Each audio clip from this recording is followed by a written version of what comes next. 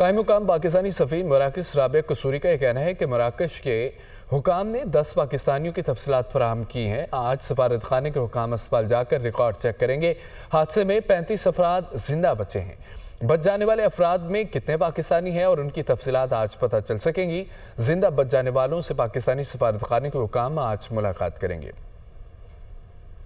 Moroccan authorities نے آج صبح ہمیں 10 لوگوں کی ایک لسٹ پرووائڈ کی ہے۔